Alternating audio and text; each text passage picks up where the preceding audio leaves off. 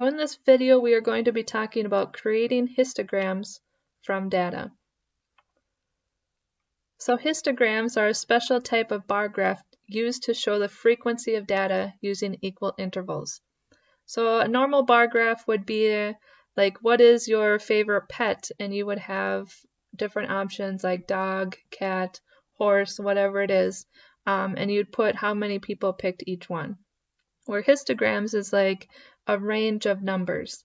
So that's where the difference is you're going to have a range of these people do this in a certain amount of time or something like that.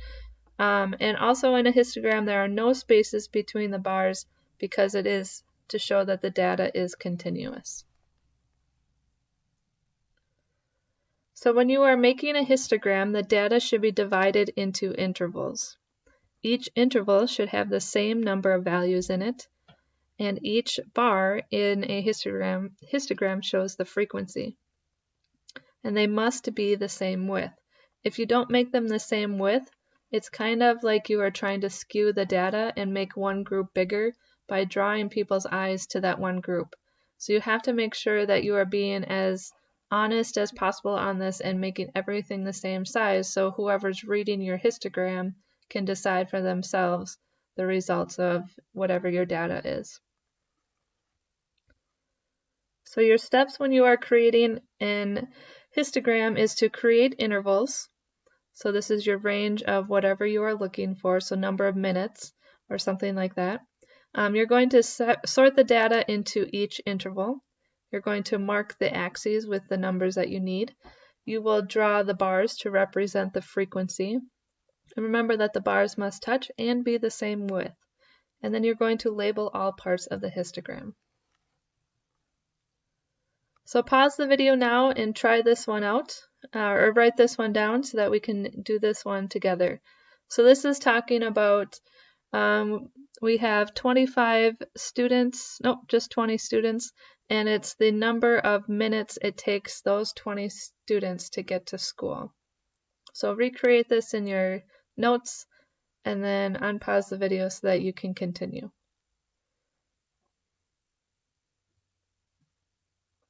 Okay, so the first step was for you to create the intervals. So these are the intervals right here, the 0 to 4, 5 to 9, 10 to 14, and then the 15 to 19. So they're all 5 numbers together. So 0, 1, 2, 3, 4, that's 5 numbers. 5, 6, 7, 8, 9, that's 5 numbers. 10, 11, 12, 13, 14 is 5 numbers. And then 15, 16, 17, 18, 19 is 5 numbers. So if we had a student who lived really far away from school, and let's say it took them 45 minutes to get to school, we can't just in the last group do 15 to 45 because then that is a bigger group. There's more numbers in there because there'd be 15, 16, 17, 18, 19, 20, 21, 22, all the different possibilities. So we would have to continue counting by 5s and extend this table out till we get to the number 45. You don't have to just use 5 in each grouping. You can use any number of numbers that you need. So we could have done 0 to 10. If it went up to 45, we could do 0 to 10, 11 to 20, 21 to 30, and then 31 to 40, 41 to 50. And then we would have gotten all of our different numbers. So you don't always have to use 5 number points per group.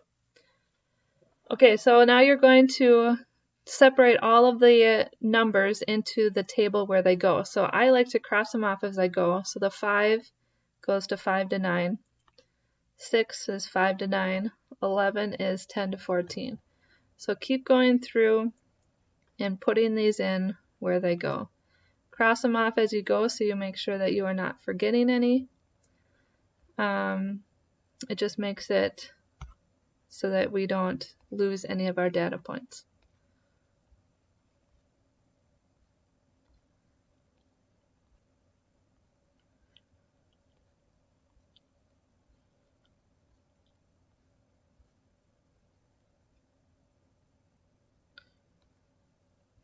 Okay, so we crossed off all the numbers, we put them in the table where they go.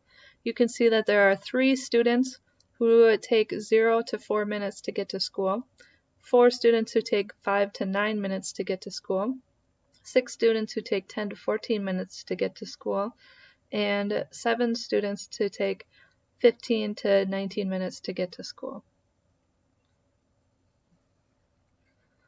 So now we're going to take this data that we have just created, and we are going to put it in a histogram so it's very easy to compare the data. So just like normal we've done before, the top line is considered like your X and your bottom line is considered your Y. So the 0 to 4, the 5 to 9, the 10 to 14, and the 15 to 19 are going to go across the bottom. So 0 to 4, 5 to 9, 10 to 14, and then 15 to 19.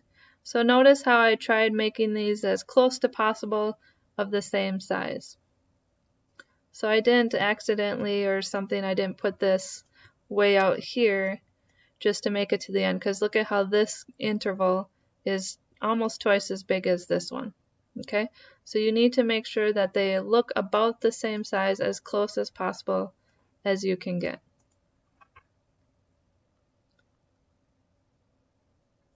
Alright, so on the side, this is our frequency. Frequency means how often it happens. Okay, so we have the frequency of 4, 3, 6, and 7 from our table. So we have to get up to the number 7. So there's enough here that we can just count by ones to get all the way up. And we have an extra one, we just won't use that one at all. Okay, so there are 3 students who took 0 to 4 minutes to get to school. So we're going to go starting at the 3, go across till we get down to that marking we made. There are 4 students who took 5 to 9 minutes to get to school. Remember, these in a histogram, the bars must touch. So I'm just going to extend right here. I'm going to extend it up and then over. So then 10 to 14 is 6, so extend this line up to the 6, go up to the 6, connect them.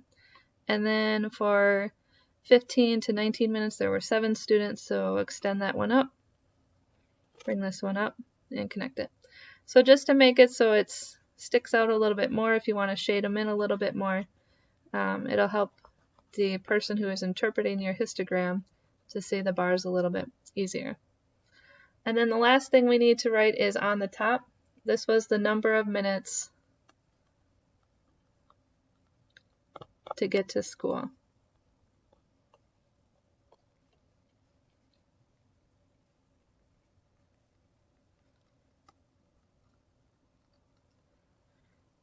All right, so someone could look at our histogram now and see that the most frequent was 15 to 19 minutes, and basically it looks like it was over double the amount of students who took 0 to 4 minutes. So it's very easy to read these once you have them set up.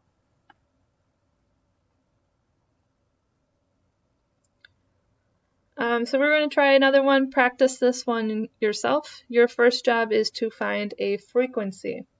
So there's a few different options you can use, because if you look at your data points, you have from 1 is the smallest number, 9 is the biggest number. So we need our frequency to be the same amount of values in each grouping.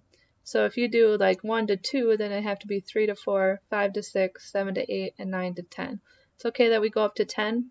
We just went a little bit past it, but that's fine. Otherwise, you can do 1 to 3, 4 to 6, and then 7 to 9. So it's up to you which type of interval you want to use.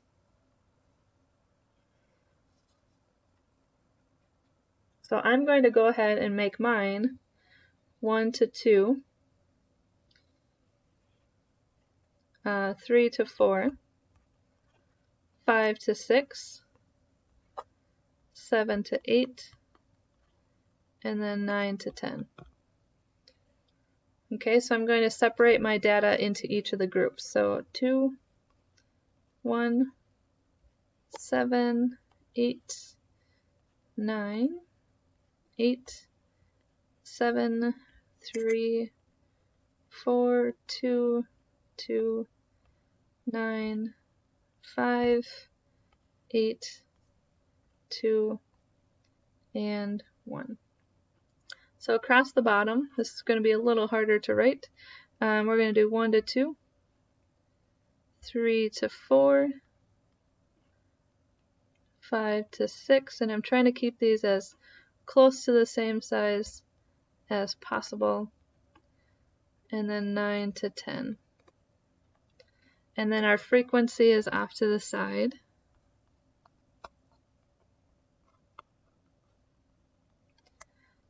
So it looks like we have 6 in this group, 2 in this group, 1, 5, and 2. So the biggest number that I need is 6. So 1, 2, 3, 4, 5, 6. So I can easily get my frequency on here. So this means that there were 6 students who read 1 to 2 books over the summer. So I'm going to go to the 6 and then go down to the line. There are 2 students who read 3 to 4 books. There is 1 student who read 5 or 6 books. There are 5 students who read 7 to 8 books. And then 2 students who read 9 to 10 books. And again, you can go ahead and color this in. So it's very easy to see that most students either read 1 to 2 books or they read 7 to 8 books total.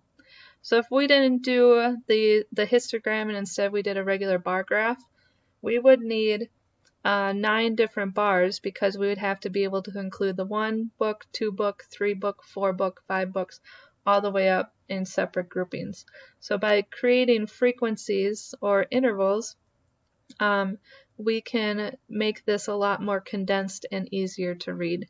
So the only difference is that in these groupings, we don't know if a student in this 1 to 2 group, we don't know if we didn't have the chart, how many actually read 1 book or how many read 2 books. So we do lose that piece of data in this chart. Some other questions we could answer is like there are how many students read between 1 and 6 books.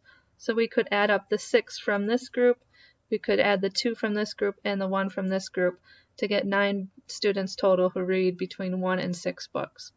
But again, this one student that read either 5 or 6 books, we don't know if they read 5 or 6 books. We just know it's 5 or 6.